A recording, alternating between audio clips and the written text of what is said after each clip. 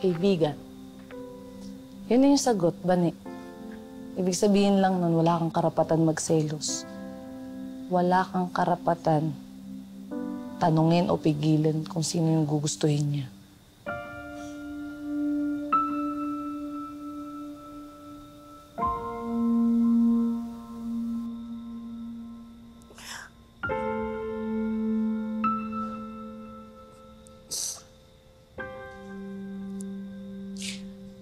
Ang sakit pala marinig, no? Wala kang karapatan na sabihin kung sinong pwede niyang gustuhin.